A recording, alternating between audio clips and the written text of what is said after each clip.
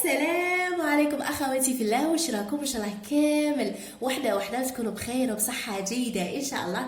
لا فيديو تاعنا نهار اليوم راه عندنا لون فاتح بزاف شباب البنات، روعه، وهذا اللون راه يناسب جميع انواع البشره، السمراء، البيضاء، عفوا البيضاء، الحنطيه، باختصار اللون رائع.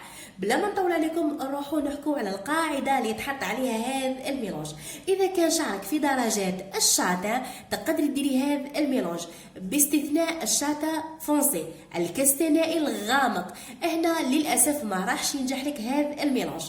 نروحوا للقاعده الثانيه اللي هي البني، درجات البني كامل تقدروا ديروا هذا الميلونج باستثناء البني الغامق. هنا للاسف ما تقدروش ديروا هذا الميلونج، لكن ماشي البني الغامق تاع لوغيات، لا البني الغامق اللي من صبغات اخرى مثل لوريال مثل غارني، هذوك البني الغامق تاعهم صامت يحكم في الشعر، ما نقدروش نحطوا عليه لون فاتح، عكس البني الغامق تاع لوغيات. عادي جدا اذا كنتي دايره البني الغامق تاع من لوغيات تقدري تحطي هذا الميلونج وراح ينجح لك. نروحوا لدرجات العسلي. درجة العسلي بالكامل راح يخرج لكم اللون أروع وأجمل وأفتح بدون نقاش، لأنه القاعدة اللي راح نحطوا عليها الميلونج راها في العسلي أي في الفواتح.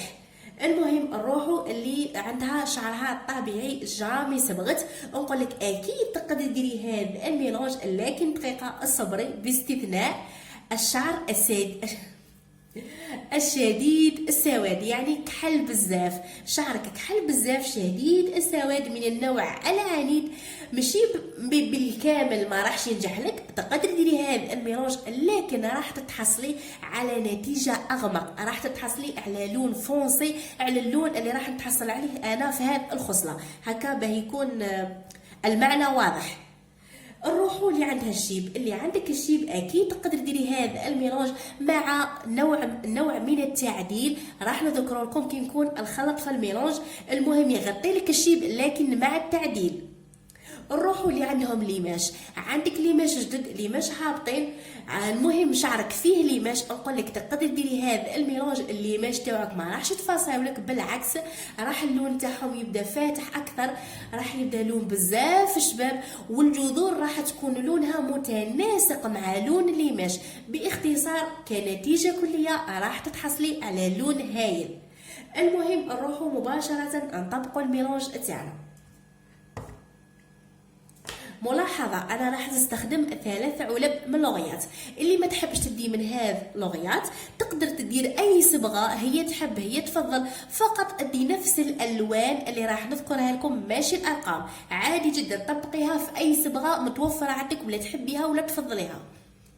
نروحوا للرقم الأول، عفوا للصوت لكن راني مريضة شوية على بها الصوت راح كيما هاك. المهم راح نبدو رقم 9، أشقر فاتح رمادي، أشقر فاتح رمادي، بلون كلير سوندغي، بلون كلير سوندغي، رقم 9. شحال ندو منه ربع.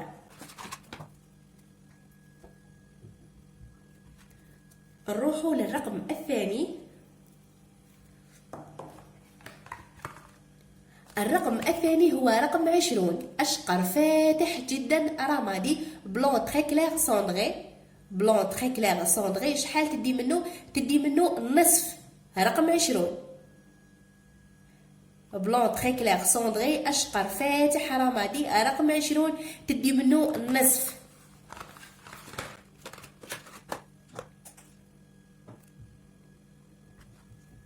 نروحوا للرقم الثالث، رقم 22، أشقر بندقي، بلون نوازيت، بلون نوازيت أشقر بندقي، رقم 22 تدي منه هو أيضا نصف.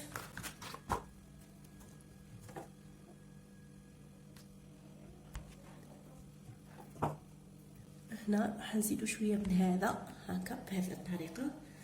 المهم هنا لازم نذكر الكميه اللي يكون عندها شعرها طويل واش دير، راني نلقى هذه الاسئله بزاف، حياه انا وشحال ندي عندي شعري كثيف طويل كيفاش ندير. باختصار شديد راح نذكر لكم شحال تبدو. الرقم اللي ديت منه انا نصف انت تدي منه علبه، هذا نصف تدي منه انت علبه. ديت انا ربع انت تدي نصف، ضاعفي الكميه. الروح اللي شعرها قصير وقليل ديت من هذه العلبه نصف انت تنقصي النصف الكميه، اي تدي ربع. وهنا نصف انت تدي ربع، انا ديت ربع انت تدي نصف الربع، يعني الربع يتقسم على زوج. واضح واضح. نروحو نجيبو الميلونج تاعنا. الاوكسيدو اذا ديتي كيما انا قيس الصبغه قيس الاوكسيدو، يعني تدي علبه وربع، تركيز 30. تدي من هذوك القرعه صغار تاع الاوكسيدو تدي علبه وربع، قيس الصبغه قيس الاوكسيدو.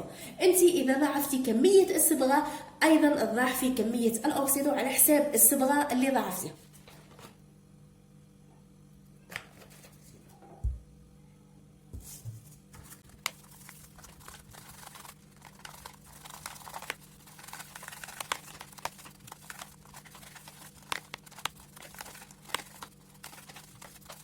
وهنا راني خلطت الميلونج تاعنا مليح، اي الخلط الجيد ضروري. راكي دايره 3 علب، راكي دايره 3 ارقام، لازم تخلطي مليح باه ما يبقاولكش تكتلات الصبغه ويخرج لك شعرك مبقع وتخرج لك بلاصه فاتحه وبلاصه شويه. الخلط الجيد ضروري. نروحوا نطبقوا الميلونج تاعنا للخصله.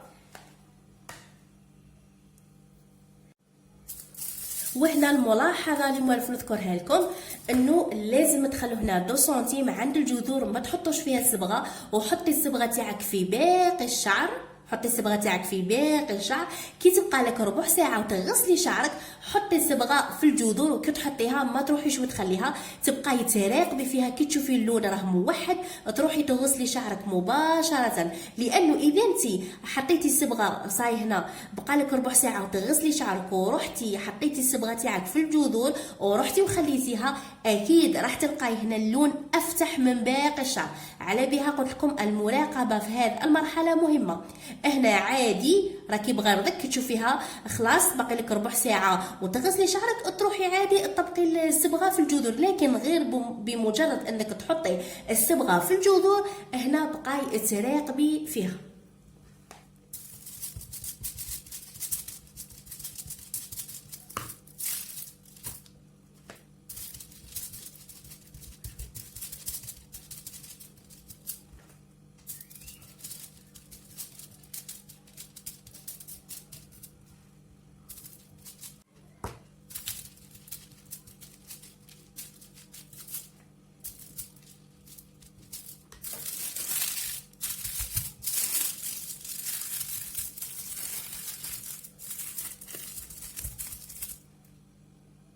وهي ليكم الخصلة تاعنا بعد ما دزت عليها 40 دقيقة. يلا نشوفوا اللون مع بعض. هاي ليكم شوفوا هذاك التفتيح الرائع اللي تحصلنا عليه، روعة روعة بمعنى الكلمة. لا كولير بزاف شابة، واكيد كي تتغسل تتنشف راح تبان لكم افضل واكثر.